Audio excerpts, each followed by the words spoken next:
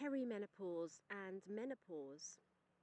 I've decided to document my transition, the sacred transition into wise womanhood, from mother to wise woman, the sage femme in French. Why? Because I feel I want to. I feel there is a need to.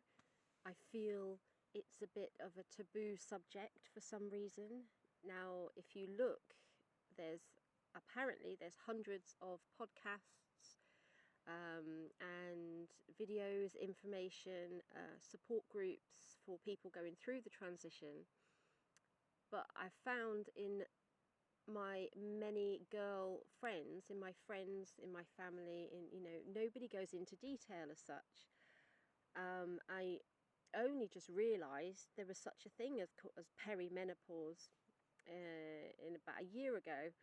I just thought the menopause was a menopause and I'll hit it one day and I'll deal with it then. And I prefer doing everything naturally, but I'm hitting it, and it's not menopause, it's peri. So for about 10 years or so, you go through perimenopause symptoms, and by the time you haven't had a period for a whole year, then you hit the menopause, which is the bit where you stop. So it's a bit confusing, really, sort of. The more you look into it, the easier it is, but people just not talking about it. There's a lot of talk on mental health, there's a lot of talk on, all for different ages, there's a lot of talk about health problems, and everybody's different, so everybody's journey is going to be different.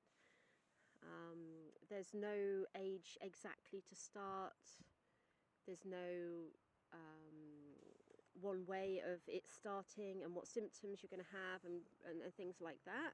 So it's a unique journey for all of us, and we're just not talking about it. Some of us are talking about it with our partners, but some people are keeping it completely to themselves. Of course, it involves such a wide range of symptoms. Your mental health suffers. It goes. The whole transition is everything. It's a holistic transition. So that's your emotional, physical, mental, spiritual. You're going through a huge transition for 10 years. Oh my God, that's huge. That's really long. So I can't pinpoint when I started. I know I've been having health problems. I've been in France 7 years.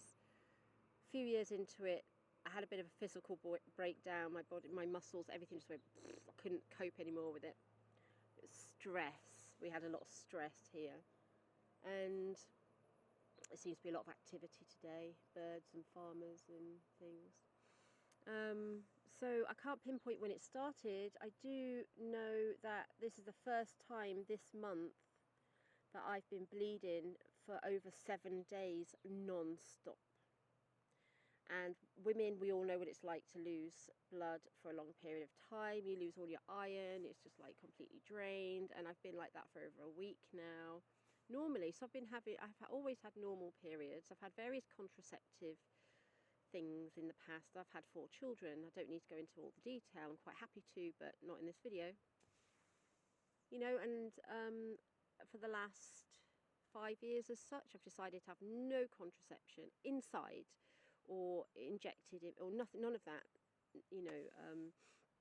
I wanted my body to just get to this point in my life at this transitional time naturally as much as possible, because I've never really had that. I've always had some kind of contraception in me or taken something since, I don't know, before 20, I suppose.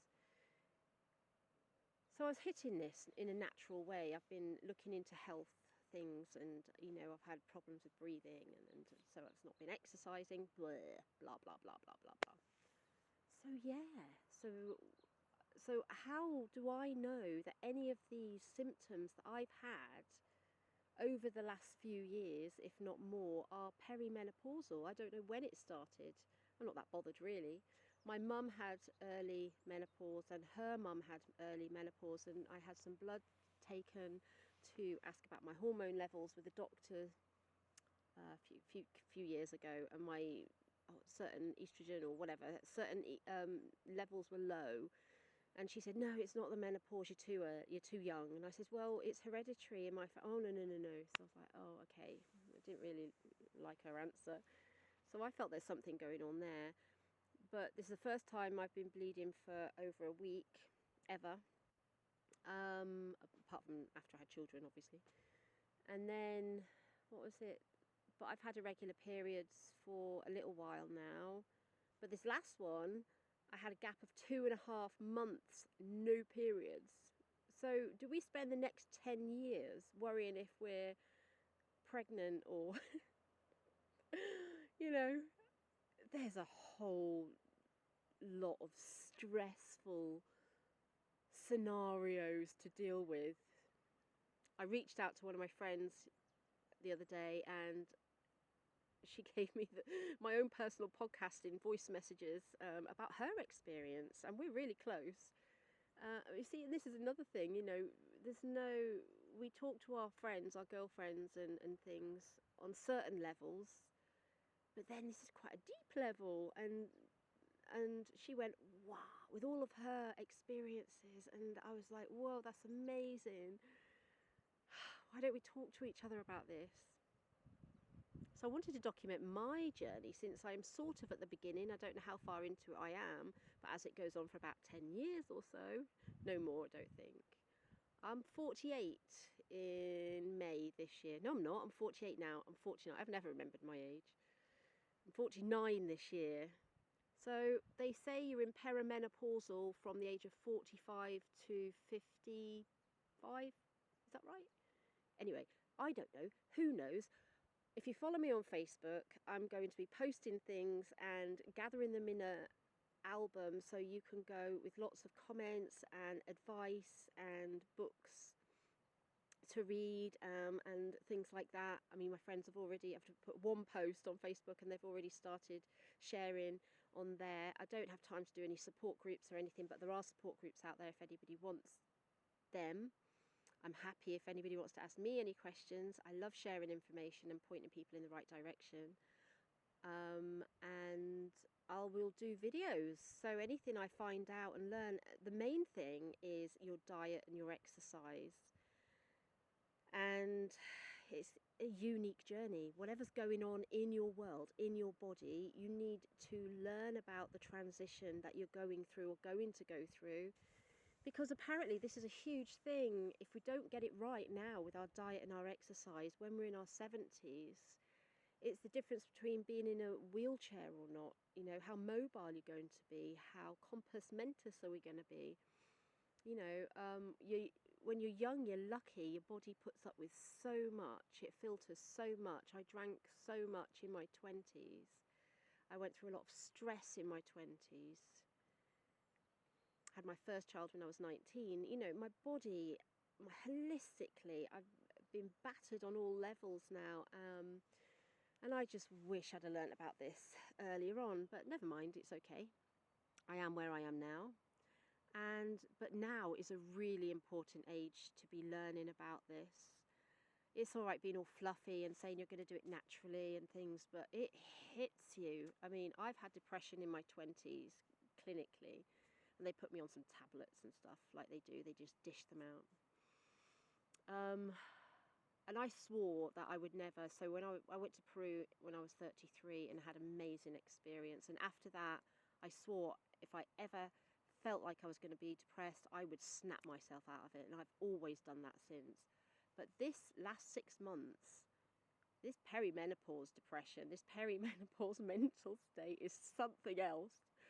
It sneaks around the back, and it comes at you from you've no idea. It's like you got a little devil and angel on your shoulders. It's almost a bit like that when you're talking to yourself. And it's an insular thing. You don't feel like talking to anybody else. And I cried in public the other day, which I don't do. I feel like shit, I stay at home normally or go out in nature or something. But my husband said, this is a few months ago now, come out, you don't go out very often, come to the market. It was full of people, and I was talking to people, and I got all emotional. Oh, my eye's doing something funny. And I ended up crying in public, and I just said to them, look, I think it's like the menopause stuff. And I thought, oh. So I haven't done that for a while. So yeah, I'm well into my perimenopause symptoms now. So this is going to be funny. So funny in a roundabout way, let's document it and see who we can help. Because if these videos just help one person feel better about themselves, then that's my job done. Okay, so this is my first video. Look out for more. Good luck, everybody. Beautiful, wise women. Let's do this together.